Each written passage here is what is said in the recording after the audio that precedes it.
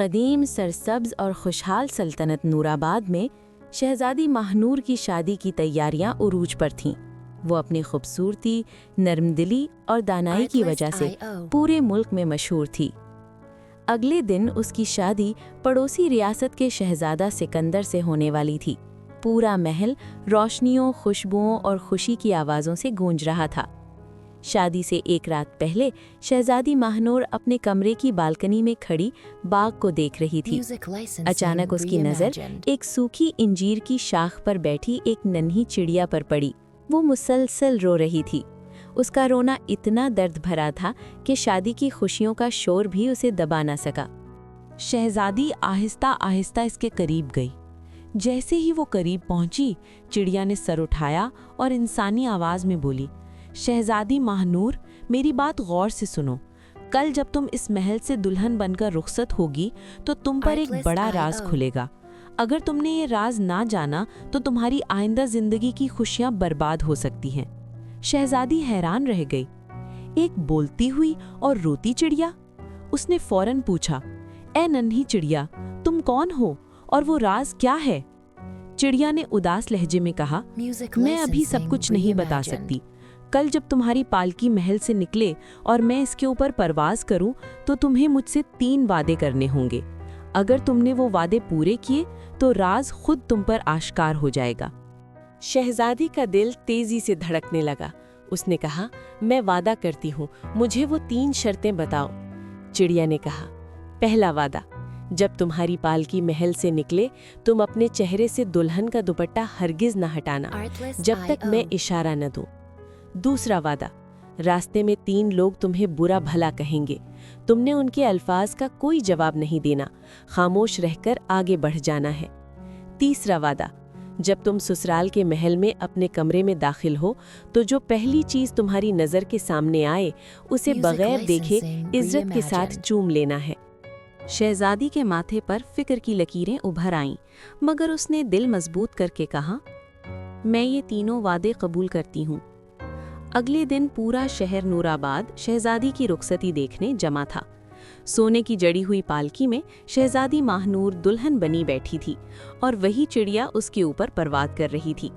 पहले चौक पर एक फकीर चीख कर बोला, देखो ये कैसी शहजादी है, इसकी खूबसूरती सब झूठ है, सिर्फ सिंगार का कमाल है, इसके अंदर तो सया साया है। लोगों ने फकीर को डांटा, मगर शहजादी को अपना वादा याद था। उसने आंखें बंद कर लीं और खामोश रही। शहर की फसील के पास एक किसान ने आवाज लगाई, ये कैसी शहजादी है, इसका दिमाग खाली है, इसे कोई अक्ल नहीं। ये सुनकर शहजादी के दिल को ठेस पहुंची, मगर उसने फिर भी खामोशी इख्तियार की। जब बारात ससुराल के महल पहुंची तो एक बूढ़ी औरत आगे बढ़ी और चीख कर बोली, ये शहजादी नहीं, एक चालाक लड़की है जो हमारे शहजादे को धोखा देने आई है, इसमें कोई शराफत नहीं। ये अल्फाज सबसे ज्यादा तकलीफदेह थे। आंखों में आंसू आ गए, मगर शहजादी ने फिर भी जवाब न दिया। आखिरकार वो अपने कमरे में पहुंची। शहजादा सिकंदर ने मुस्कुराकर कहा, ये हमारा कमरा है। शहजादी की नजर सबसे पहले बिस्तर के ऊपर लटके एक शीशे के फ्रेम पर पड़ी, जिसमें एक खौफनाक जहरीला बिच्छू मुर्दा हालत में जुड़ा हुआ था। दिल दहल गया, मगर उसे अपना तीसरा वादा याद आया।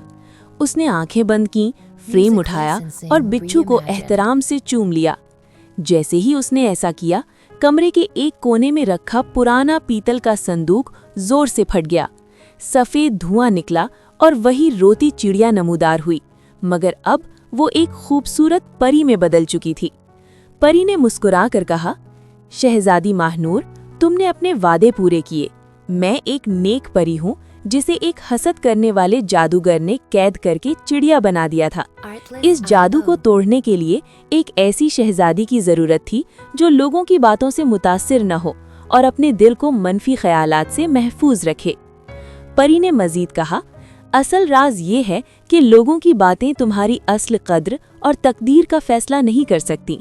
जब तुमने खामोशी इख्तियार की, तुमने साबित किया कि तुम्हारी इज्जत दूसरों के अल्फाज की मोहताज नहीं, और जब तुमने बिच्छू को चूमकर आजिज़ी दिखाई, तुमने अपने दिल को गुरूर और गुस्से से पाक रखा।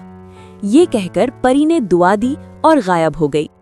शहजादी महानूर ने महसूस किया कि वो सिर्फ दुल्हन ही नहीं बनी बल्कि एक अजीम मलिका भी बन चुकी है, क्योंकि उसने सीख लिया था कि लोगों की तल्ख बातों को नज़रअंदाज करना ही असल ताकत है। इस कहानी का सबक ये है, लोगों के अल्फाज हमारी असल कीमत तय नहीं करते। असल सुकून इसी में है कि हम अपने दिल की सच्चाई पर कायम रहें और मनफी बातों को अपने दिल में जगह ना दें।